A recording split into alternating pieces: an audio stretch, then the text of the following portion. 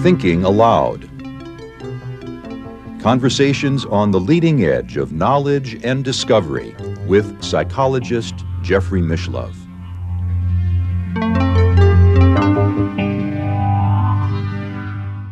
Hello and welcome. I'm Jeffrey Mishlove. Our topic today is overcoming karma. My guest is RJ Spina, the author of Supercharged Self-Healing. Viewers may remember that RJ is an individual who cured himself from a diagnosis of permanent paraplegia. I know this sounds incredible, so if you haven't already seen his short video demonstrating what I've just described, I'm going to link to it right now. You'll see it on the right side of your screen, and you can click there for a short video that documents this incredible cure. RJ lives in Southern California, and now I'll switch over to the internet video. Welcome, RJ. A pleasure to be with you once again. Thank you for having me, Jeffrey. It's my pleasure. I always enjoy our chats. We're going to be talking about karma today, and one of the reasons I'm very interested in this topic has to do with a phrase that stuck in my mind. Many years ago, I interviewed an aging Sufi lady who was a healer named Irina Tweedy, and she told me that her guru taught her that to heal, and she said, or her guru said to her, she said that her guru said to her, "We can heal anything, but we cannot heal anyone." And the reason being that some people have karma, and it's their karma that they're going to get sick. And in your case, for example, you were very ill. Of course, you eventually healed yourself, but I imagine part of your whole life trajectory was to have that illness. Yes, yeah. So there's a couple of things going on there, Jeff. So let me give my take, my tangible experience with karma, what it is that I get when I log into this. So karma is the addiction or attachment to anything low frequency. And I know we often think about karma as a sort of like a cause and effect thing, but they're not the same thing. And I'll get into cause and effect in a moment, but karma is the addiction or attachment to anything low frequency. And so maybe we can start off with the idea that an incarnation into the lower frequencies of the physical universe, which is where you and I are. In fact, we're at the very bottom of the physical universe, the bottom three frequencies banding together to form height, weight, width. So we're as low as it goes, so to speak. If we had an image of literally just sort of dropping in, having the experience of being human, and then literally being removed out. Sort of the seamless transition of dropping in, having the human experience, and then the higher self pulls us back out and we simply leave. And there's absolutely no energetic attachments, addictions. That is the fastest way, or maybe the simplest way that I can kind of capture what karma is. So there's various forms of karma as well. So my understanding, there's 4 or 5 different genres of karma. And this is what keeps us in the evolutionary cycle, is actually karma. And the base frequencies of Earth and where our consciousness is right now in terms of its own evolutionary cycle, Jeff, we're now capable of resolving and absolving all karma in one lifetime and removing ourselves from any energetic attachments or addictions, and thus transcending the need to ever reincarnate again. Now, this was not the case 20 years ago, 40 years ago, 50 years ago. And I like to go back to Paramahansa Yogananda's incarnation only because the base frequencies are much higher now. And part of what Yogananda needed to do, which of course he did, was to bring Kriya Yoga to the world, to the West, really. And that was because the body had to go through all these different machinations and poses just to get ourselves ready to be able to meditate. And so now the base frequencies are higher. And so we don't have to, we could, but we don't have to go through all of those things. So really what we need to start to work with are these new metaphysical understandings or truths. And they're not necessarily new, but they're just being presented once again. And I'm honored to be able to present some of these things in this incarnation.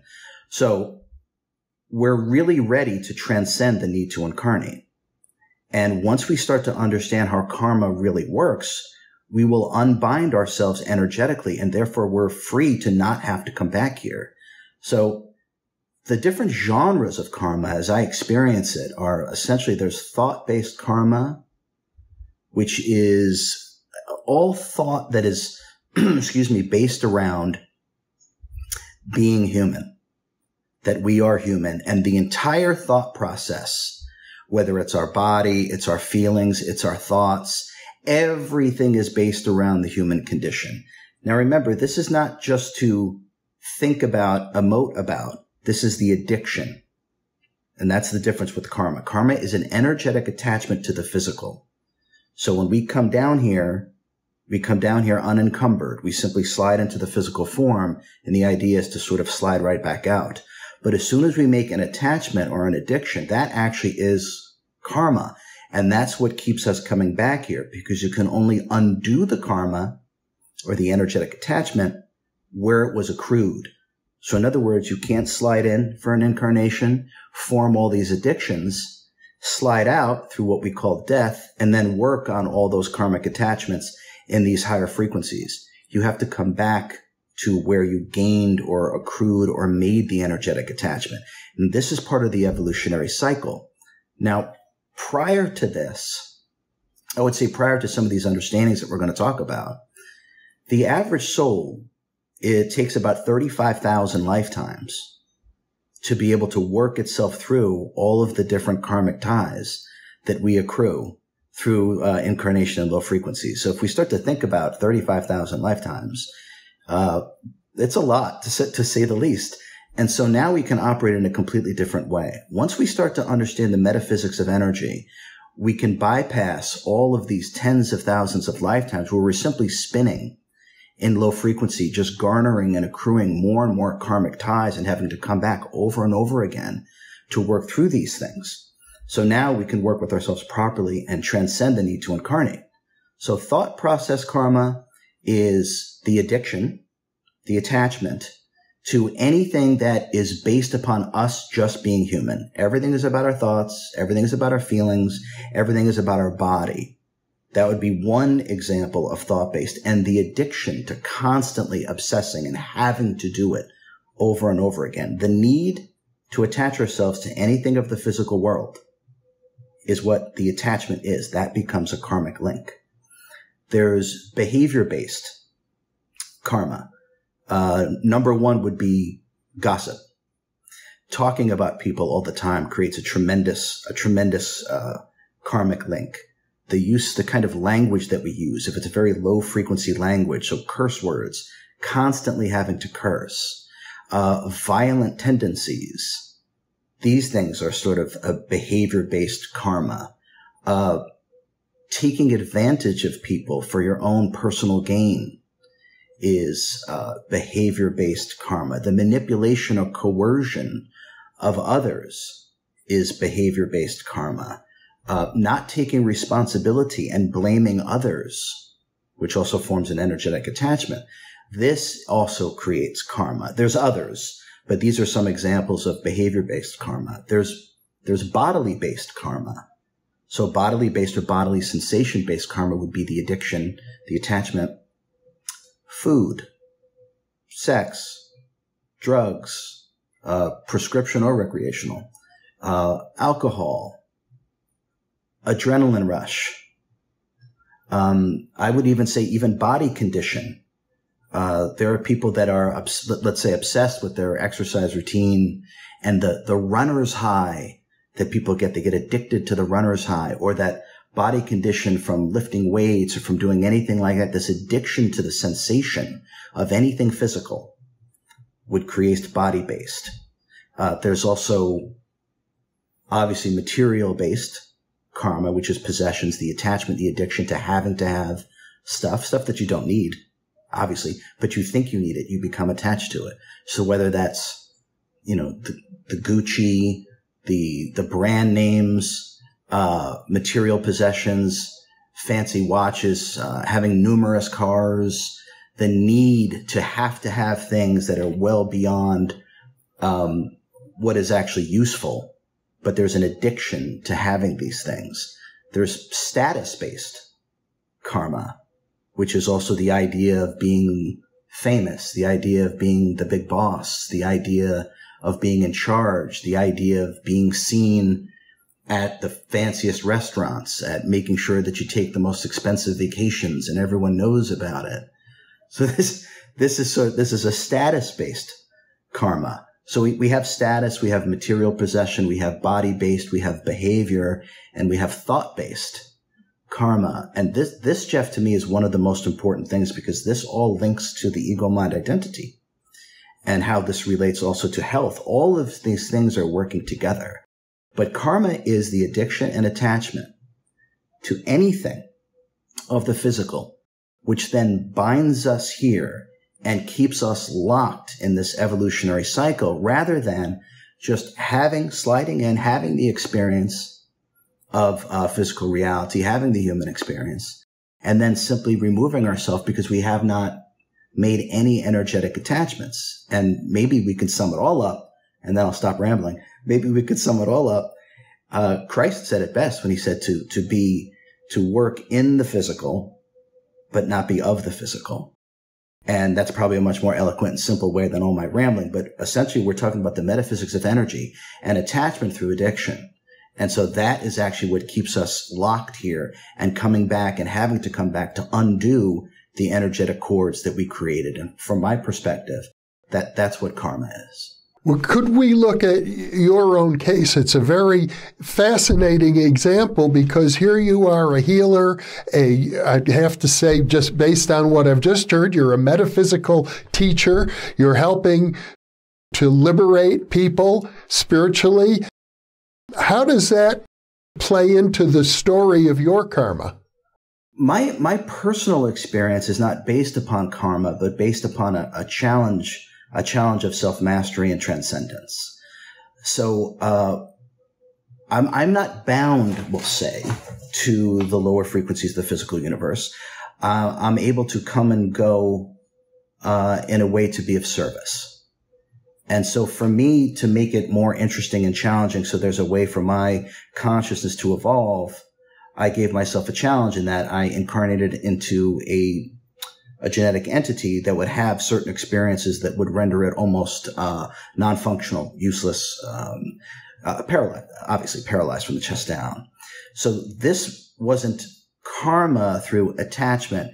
This was more of a challenge that I wanted to give myself, so I could prove to myself, yet again, that I could put my body back together and then be of service in terms of teaching other people about the metaphysics of how this actually works, how true healing actually works, how overcoming karma, healing, any of these things, and to be able to teach these higher level of metaphysics, because we're at a point where we can start to work with ourselves in this way. So for me, it wasn't or isn't karmic based.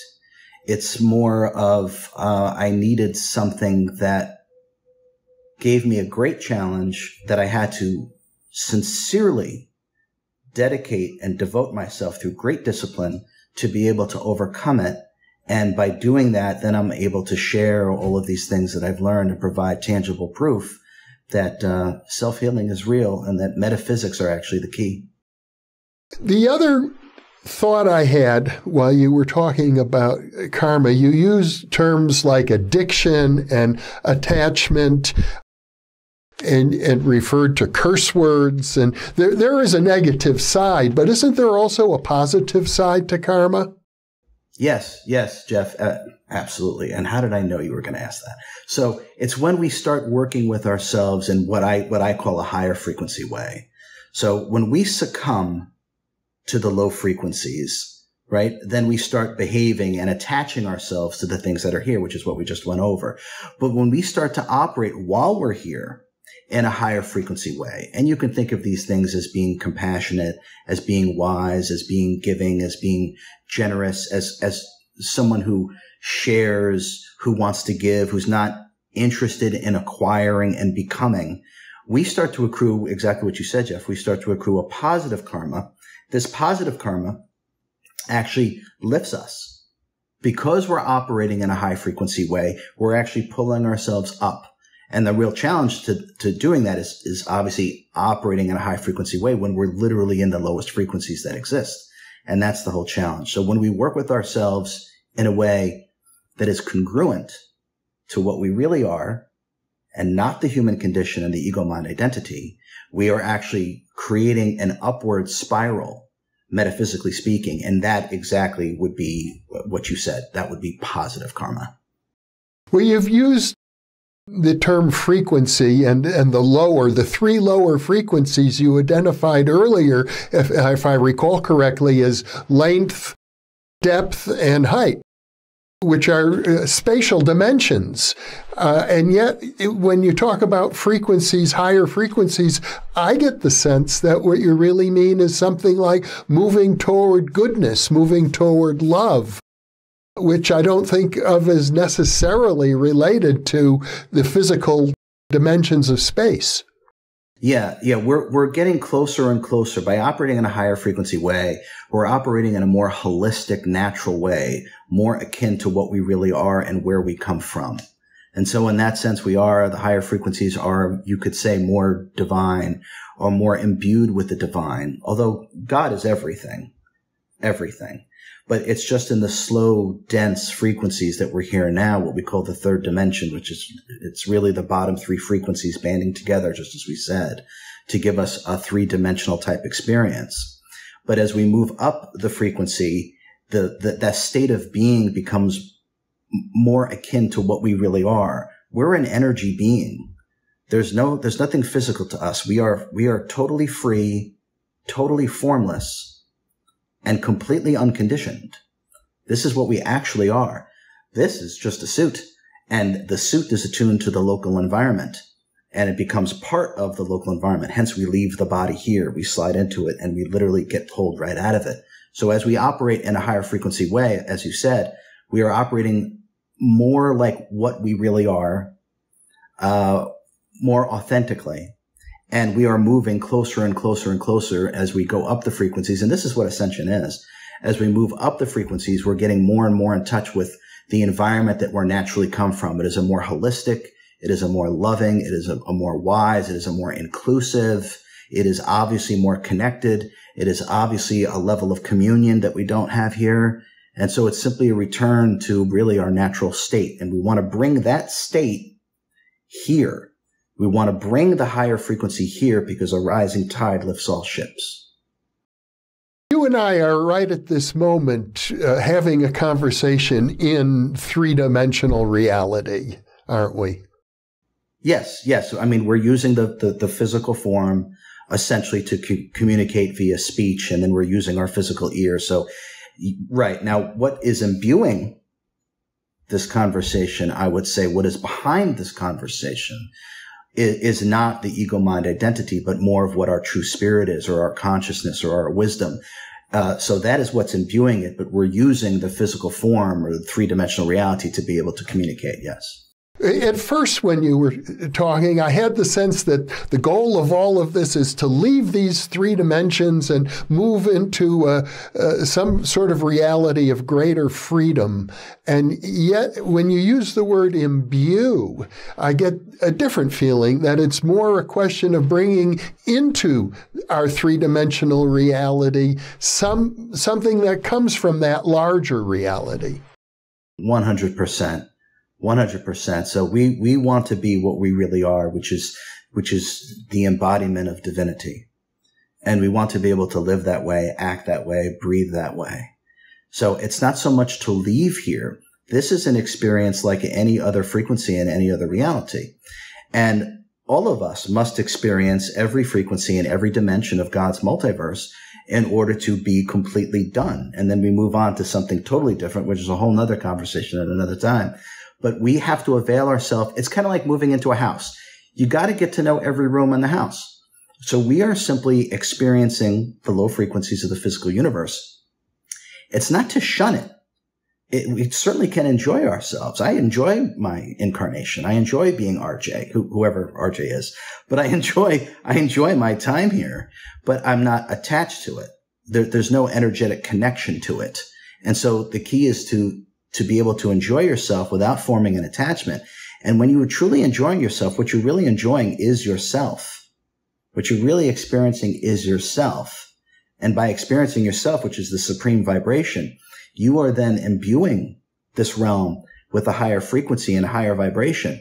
And this is a tangible experience for other people. We've all connected with people that are operating in a very high frequency way. We feel better when we talk to them. We like being around them. We like spending our time with them. We feel elevated. We feel inspired. We may even feel our own level of compassion and love when we're around a being like this, a person like this.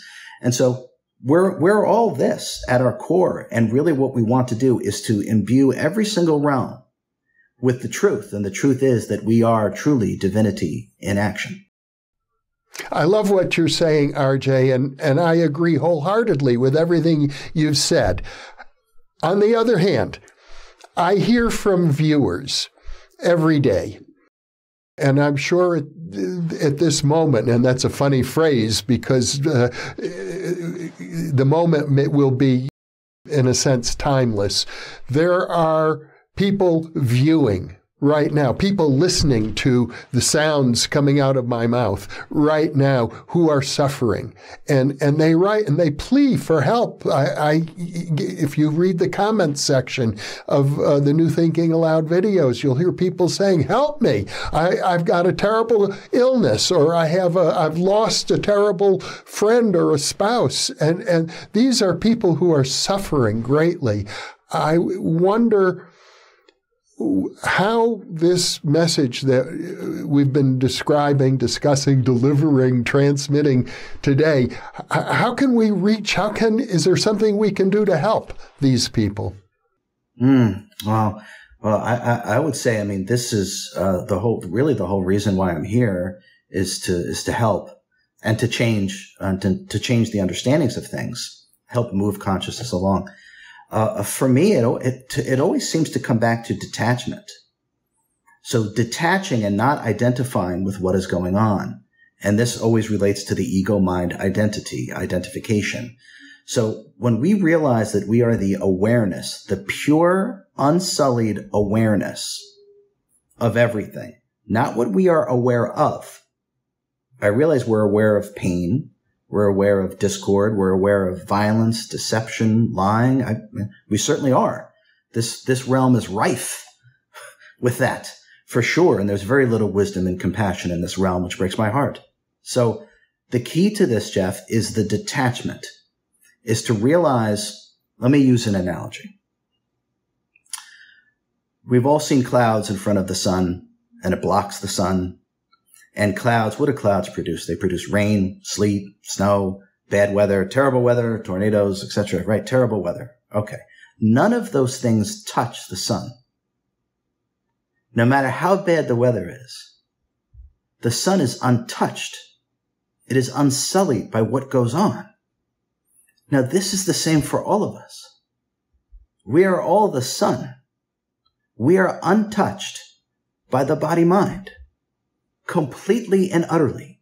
It doesn't matter what is happening in terms of the mental body. It doesn't matter what's happening with the emotional body or the physical body. What we are is the sun, forever, untouched and unsullied. Now, to be able to start to experience these things requires detachment, requires some effort, because the low frequencies are intoxicating. They're absolutely intoxicating. We lose this direct connection with ourself. And we identify with the thoughts, with the emotions, with the body, with the bodily sensations, and therefore the experiences that the body has. This is actually why we suffer. And for myself in this incarnation, I've experienced levels of pain that are literally, they're absolutely extraordinary. I didn't know they existed. So, but I say this, and I say this with all sincerity, I did not suffer. I was aware of what was going on. I experienced the pain. I continue to experience pain. Sometimes my back is horrible. It just is. But I don't identify with it. And it's that space, Jeffrey, between what is going on and you, the difference between the sun and the weather. The sun is untouched. And when we start to reside that way and not rush forward into the mental body, emotional body, physical body, and identify with it, when we start to sink into what we really are, pure, unsullied awareness, like two eyes floating in space with no brain attached, like a periscope, and the captain that's viewing is down here in the center of the chest using a periscope. So if we can start to work with ourselves in this way, they're very simple things. And all of a sudden, I'm not saying the pain goes away, although there are things to do, which I talk about in the book, but the suffering goes away because we're no longer identifying with the human experience. And I think everything, Jeff, has to start with that detachment by realizing that you're the sun, not the weather, and by realizing that you are the self, not what goes on with the body-mind. So you're making a distinction between pain and suffering. Yeah, they're not the same thing. I know we use them synonymously, of course, and I understand why, because normally when there's pain, we identify with the pain and therefore we suffer the pain. But they're really not the same thing. They are not. Identification is what causes suffering. Think about just being a pure observer to something. You can't suffer something if you're just simply observing it. You're just watching it. You're not identifying with anything. So now this is challenging. I mean, don't get me wrong. This is definitely challenging, but that's the point. That's how we grow and that's how we evolve. But pain and suffering are not the same thing. We use them synonymously, but the suffering occurs through identification. Pain is inherent in physical reality because of the experience of solidity. So it's not about avoiding pain. It's about being able to be yourself in a foreign environment while inside a body and being able to actually be your true self, to realize yourself, self-realization, to realize yourself. And when we start to realize the self, the association or the identification or the suffering starts to diminish. Earlier, you made the statement that God is everything. And I tend to agree with that statement. And yet I think of it as also problematic because it would mean that all of these things that we are so attached to are also of God. Yes. Yeah. So, yeah, it would seem like a conundrum, right? It would definitely seem like some kind of conundrum. How does that make any sense, right? But it's that God welcomes all experience. And when we start to view it that way, because it's true, God learns through every single experience. God learns through us as we are a fractal of God. So every experience we have, God is having that experience. And simultaneously and concurrently, it is evolving its own consciousness as we evolve our consciousness through experience. So all experience is welcome. It's the reason why this is tough to grasp, Jeffrey, I think, is because we're not using our higher mind. We're not using our higher consciousness or an enlightened state of consciousness, however you want to describe it. And we reduce ourselves to sort of a humanistic perspective of everything. And when we're viewing everything from a human perspective, we're missing 99.997 of everything. So we're lacking a holistic or deep perspective of metaphysics, of how things actually work. And from a human perspective, there certainly seems like there's all this horrible stuff going on. I don't disagree. But the further you sort of rise up above that, when we're down here, things are black and white for people. Good, bad, right, wrong, right? It's very based upon your belief systems. But it's very apparent. That's good, that's bad. That's right, that's wrong. I like that, I don't like that. Very black and white. I can tell you that as you sort of rise up or you elevate your perspective, your consciousness, both literally and figuratively, and then you start to look at what is going on here from a higher perspective, it's no longer black and white. It actually just starts to become a bit gray. And as you're looking at it and you move even higher up, it actually just starts to become gold, and you realize that everything is just experience. There is no good. There is no bad. There is no right. There is no wrong. It's just various levels, various states of being with various levels of self-awareness or understanding. And when you're totally removed from it and you're viewing it from up on high, so to speak, you don't see any of that. There's no good, bad, right, wrong. It is just life. It is just experience. It's consciousness evolving, and consciousness must avail itself of the totality of what is that is inherent within every now. So every single opportunity to experience anything is always available to us within every single moment, which also speaks to a lot of what is going on our planet right now. But it's all experience. It's all God, and no experience is better or worse than another. The evolutionary content that is gained or accrued by being a spiritual master is no different than the evolutionary content that is gained and accrued by being a beggar. It's all equal. It's all God. It's all one. It's just experience. Which suggests to me that things that are true at one level are not true at a different level, because most of us grow up with some idea of good and bad, right and wrong, as you've said. And in an extreme case, many people feel that the most important thing they can do in life is oppose that which appears to be evil. And people dedicate their lives to that. And you're suggesting that at another level, it's all just, you might even call it a game. Yeah, I would say the main objective is to overcome our own ignorance. I would say that's really the game. And I think part of the distraction is to focus outside of the self. And once we do that, we're simply going to operate based upon the systems, the conditions of that local environment that we were raised in. And so therefore what's right here in California is wrong over in Mexico or, wherever. I'm just picking places. It's totally contextual. But the truth about all of this is that it is a game, and it's a game of self-mastery to remove all ignorance until you know the self. And at this point, your interest in getting involved and making sure this is good, this is right, or that's bad, that's wrong, and trying to interject yourself into it, that will leave you. What will start to happen is you'll realize that everyone is where they're at. There are some souls that they are just now learning that being violent is not helpful. They don't know that yet. So they're learning that. There are plenty of souls that know that's not the answer. So they don't do it. So we have to have the acceptance to be able to be okay with where everyone is at. If we walked into as an example, Jeff, if we walked into a second grade math class, right?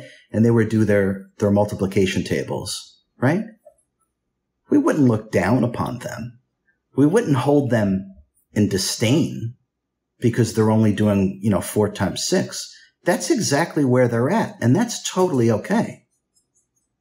If we can start to apply that understanding really to everything and everyone, then I think this world changes overnight. Everyone is at where they're at. And there's such a various level of sentience or evolutionary content that's on this earth right now. It's almost mind-boggling. If we started talking about that, the various levels, but we would never hold second graders in contempt because that's where we're at. And we should try to do the same for everyone else across the board as much as possible.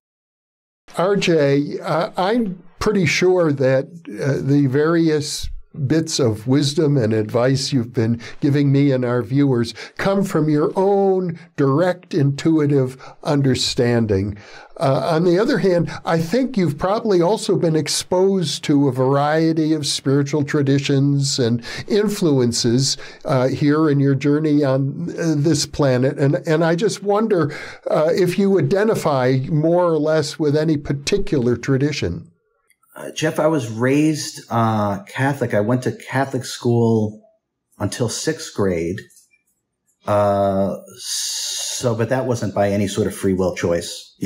Mom and dad said, You're going to Catholic school. So I was brought up that way. I can remember in college, Jeff, I took a course called The Bible as Literature by a wonderful woman, brilliant.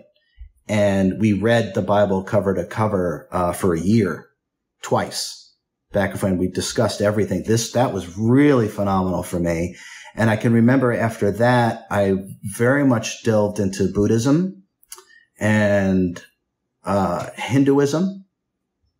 And I would say by the time I was probably 30, I really had no affinity or identification to any of it as I started to experience the depth of myself. And I just started to work intuitively, as you said, in terms of my own higher consciousness and abilities. Those would be the backdrops, I would say. Raised Catholic, I was definitely interested in Buddhism. I was definitely interested in Hinduism.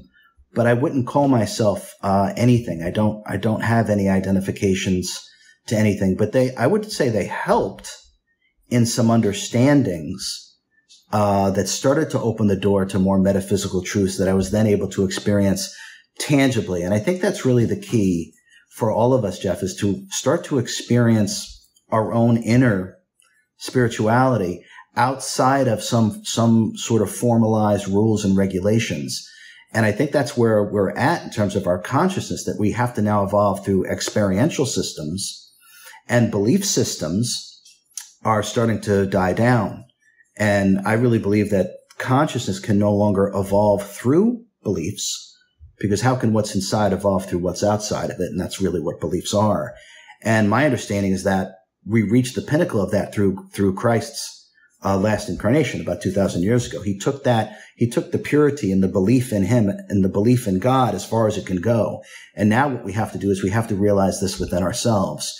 And I really feel that's the direction that consciousness is going in. And it is my fervent desire that I help with this, that I play my role properly and keep my word so we can move our consciousness forward and start to explain how to experience these things tangibly and experientially instead of relying on something outside of ourselves. There's no point in reading a book or watching a video about how orange juice tastes. You should taste it yourself, and then you know.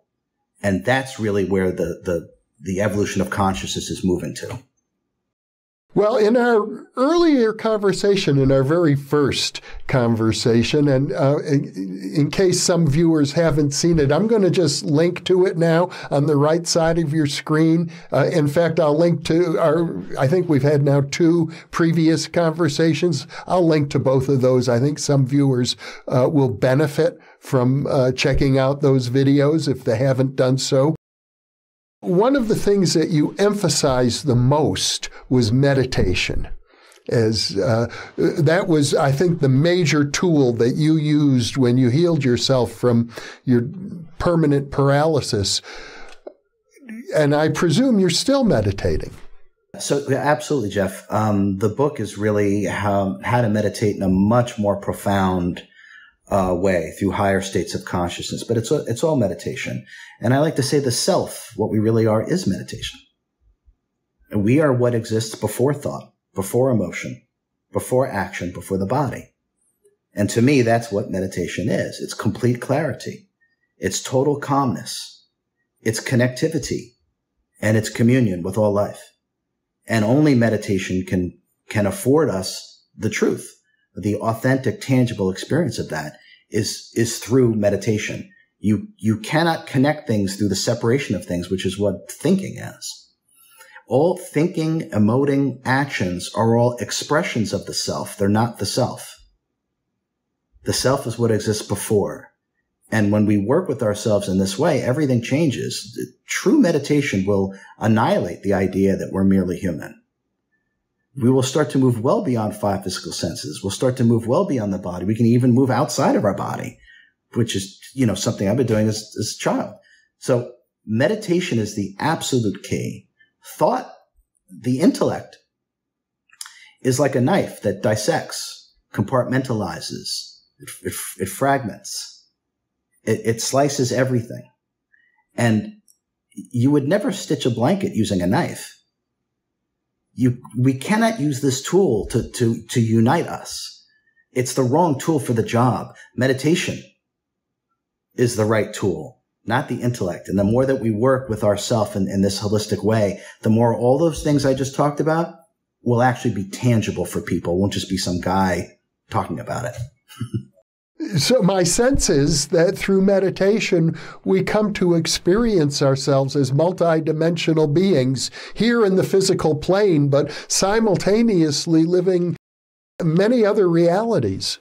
Yeah, Jeff, exactly. That's exactly right. It's like I use the analogy like a radio. Satellite radio has got, I don't know, probably thousands of songs are playing right now on a satellite radio, but you can only listen to one song at a time. But there's thousands of songs playing right now. But that's because the satellite radio can only tune into one thing at a time. It's the same with this physical body and the brain. The brain is attuned to just the local environment or our physical reality that we're currently having. But just like there's thousands of songs playing right now on satellite radio, there are way more than thousands of realities that are occurring right now that we are actually involved in, but we're not tuned into them. Because the brain simply doesn't function that way. The brain is operating on a subset of space-time, which is logic and linearity. And so we have to transcend the space-time paradigm by raising the electromagnetic frequency of our brain. And then we go above and beyond space-time, and therefore we leave logic and linearity behind, and we start to experience the cacophony and the myriad of things that are occurring simultaneously, concurrently, and in parallel. And that's done through deeper states of meditation. And my own experience of that, to be personal for a moment, is I feel drawn towards goodness, kindness, love, light, healing, happiness, beauty, all of those things.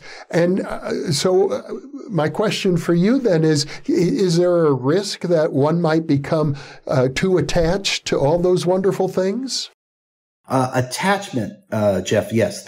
So we don't want to form attachments to anything because what we already are, the self, the soul, the sentience, consciousness, whatever word you want to use, what we already are is complete. It is whole. It is a direct fractal of God that lacks nothing.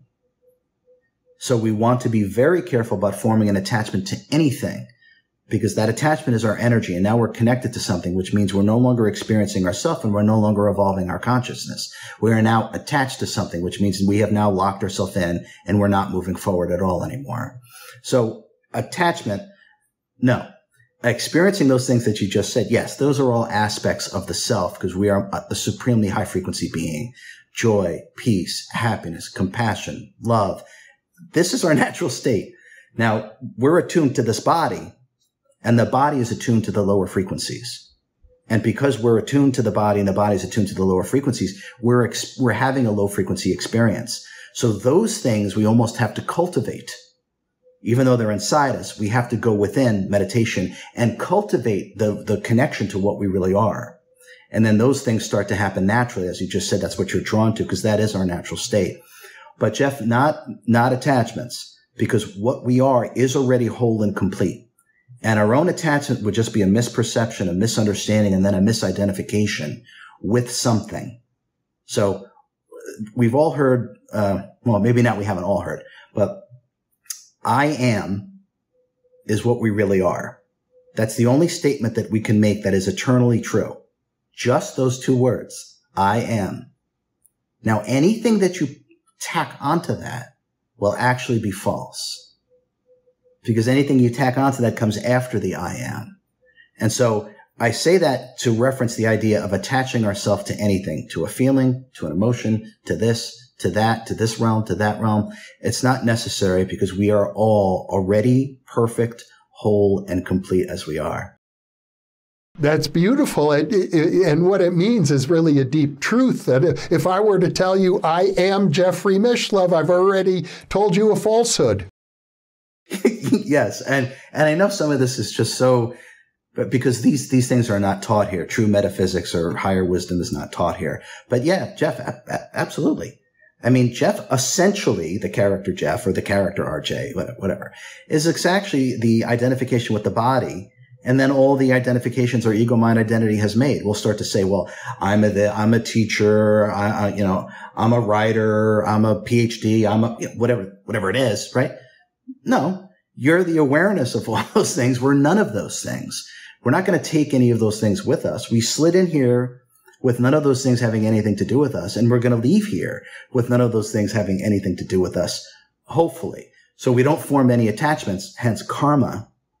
And then therefore we get stuck. And this is, Jeff, this is so important. This is the whole reason why it takes souls tens of thousands of lifetimes to unentangle themselves from the energy, their own energy, that they've used to attach and become addicted to things. So we want to enjoy ourselves. We want to enjoy our life, enjoy our friends, our dogs, our cats, everything. Enjoy it. But we don't want to attach to it. And this is really the truest and highest quality of life, is when you can experience yourself. The beingness is online, and then you just take the beingness and put it into your doingness. And this is a beautiful way to live, and it's a way to ascend the frequencies. It's a beautiful message, RJ, and I think it raises some deep questions. I am reminded of a wonderful image from the Egyptian Book of the Dead, in which the deceased soul is facing a series of netters or deities. The soul is hopefully wishing to enter paradise, but the deities are saying, did you ever lie? Did you ever steal? Did you ever commit a variety of sins? And the soul has to answer, no, I didn't.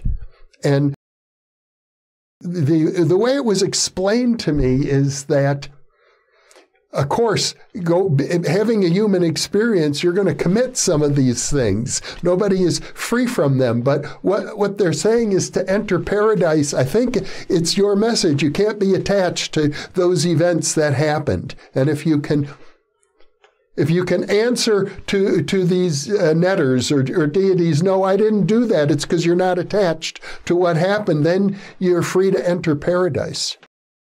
Yeah, Jeff, you got it. It's the whole idea of the attachment. No one is perfect, no matter how evolved, no matter how saintly, enlightened, doesn't matter. There's really no such thing as that. Now, there definitely is such a thing as not forming any karma. Absolutely. And to ascend permanently, you cannot have your energy connected to anything here.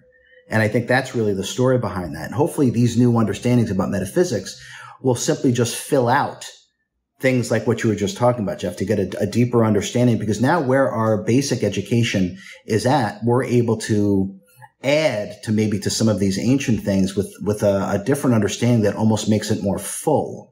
It's not necessarily different. It's just making it more full because of the level that we're able to interact in terms of our education in general. But yeah, it's our energy. This is the whole key. This is the karmic cycle, the evolutionary cycle. We want to become a being of pure cause, sans any effect. We don't want to create anything that we then have to experience the tail end of it because we weren't wise enough to truly know what we gave birth to. And that's what cause and effect is. Whatever notion that we give birth to, we have to then receive it to truly understand ourselves as an immortal creator being. We have to be able to give it and receive it. We have to be able to know what it's like to do it and receive it. Now, once we've reached a certain level of our own purity and a certain level of our own consciousness evolution, the goal, from my perspective, is to become a being of pure cause. Sans effect. You are no longer tied to karma. You are no longer even tied to the law of cause and effect. Everything that you're doing is simply the victory of the light. It is simply raising the frequency of mankind and this planet, of humanity. And this is when you have transcended the laws of karma and you've transcended the law of cause and effect. And yet you suggested we have to experience both cause and effect to every situation. I used to tell myself, you have to be both the lawnmower and the lawn. Yeah, exactly. That's great. That's exactly right. But if we look at the purpose of that, right, is because we truly are an immortal creator being. Now, to really become a master immortal creator being, you have to understand every facet of what you just gave birth to. And you have to become completely responsible for your creations. Right? Oh, and by the way, that's one aspect of karma, is not taking responsibility, blaming others, if I didn't mention that. That's another form of karma. Doing all these things and then saying, well, I was raised terrible. Oh, my dad did this, my mom did that, or the government did this, or whatever. Not taking responsibility. So we have to understand completely in totality what it is that we give birth to. And that's exactly right. We not only have to be the lawnmower, we also have to be the lawn. And then we have truly understood what we've given birth to. And that is a natural progression of becoming a master immortal creator. I'm also reminded of one of the 12 steps in the 12-step programs is about making amends. It's about making, as I think they call it, a fearless moral inventory of yourself and trying to go back when you know you've harmed another person in one way or another, trying to find a way to undo that harm, or at least to make some sort of an amend for what you've done. Yeah, I mean, that's absolutely tapping into the higher truth that you and I are talking about, Jeff. That's exactly right. We've done things, especially when we're in a certain state, when we're in a low frequency state. We're doing a lot of things with a very low level of self-awareness and therefore a very low level of how it's affecting other people, right? So we've done all these things, and sometimes, we'll label them bad or negative. They're really low frequency or high frequency. But we've done all these things, and then to go and make amends is showing the recognition that not only are you taking ownership of what you did, you're taking ownership of the effect.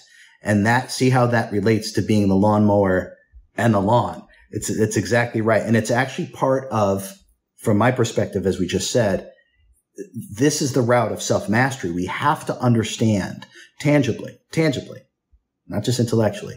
We have to understand tangibly everything that we have given birth to. And that's when we're able to start to move up and exist in these higher states of consciousness in these higher realms. So if I'm a viewer of this conversation, and let's say I'm suffering from an illness of some sort, and I might have the sense that deep inside, I deserve this. Obviously, I must deserve it. It's my karma to be sick. How is that individual to move through that? How does healing start for a person who believes that they're sick now because of karma? Okay, so the first thing we'd have to do is to remove the negative connotation of I deserve this. Because we're assuming that's negative, because if we're sick, we're kind of saying, well, I brought this on, it's my fault, this and that. We want to start to remove the idea of blaming someone else and blaming ourselves. If we're still playing the blame game, we're still operating in a lower consciousness perspective. So I would say the first thing you do is stop blaming yourself. Okay, you've simply had experiences, and this is the result. So make it as neutral as it really is. You've had experiences, choices, experiences, and this is the result. It's okay. This is how we learn, period. And that's what we're here to do, is to learn, to experience every frequency, every dimension, every reality within God's multiverse. So forgive yourself. Number one, forgive yourself. The stuff that we're talking about right now, Jeff, hopefully this starts to become more normal for human beings. And that these metaphysics, which is why I wrote the book and all these other books that are going to come out, is so there's a different level of understanding so we can start to work with ourselves in this way from the beginning. It's no one's fault. We were not taught any of this. So there's no reason to beat ourselves up. We have made choices, we have made decisions, and now we have a tangible result of that. That's all it is. It's nothing more and it's nothing less. The next thing that we need to do is to give ourselves permission to heal. Your doctor might not give it to you, or your wife or your husband or whoever. Give yourself permission to heal. That's the two starting points. Stop blaming. It's not your fault. You did not know. And now give yourself permission, and now start to avail yourself of some of these higher consciousness teachings. And when you start to work with yourself in an authentic way, by being able to access your higher mind and commanding your energy, all bets are off. We can do anything. It's part of being an immortal creator. We can do anything. Healing, our body is designed to heal itself. We get a cut, it scabs over. Our body is designed to heal itself. Once we stop misprogramming it through all our identifications, concepts, ideologies, beliefs, we keep misprogramming ourselves. We operate in a low frequency, yet we expect our body to heal itself when we're operating in a low frequency way. That's impossible. We have to start operating in a high frequency way, in a more accurate way, something that is more akin and attuned to the self. And that's why I wrote the book. That's why I created that mobile app. It's why I'm here. So we understand these things and we can do these things. Don't let anyone dictate your reality. And especially don't let that voice in your head dictate your reality, because that's just your conditioning. You're the awareness of that conditioning. And when you give yourself permission to heal and you forgive yourself, this is when the magic can start to happen. Well, RJ Spina, that's why I want to have you back several more times to share these insights and this wisdom with our viewers. It's been such a joy to be with you today, RJ. I'm so much looking forward to our future conversations. Thank you for being with me. Oh, thank you for having me, Jeff. It's my pleasure. I told you a long time ago, I was watching you when I was a teenager. It is truly an honor. It's actually fun to interact with you, and I can't wait to do it again. And I'm sure we'll do it again pretty soon. And for those of you watching or listening, thank you for being with us.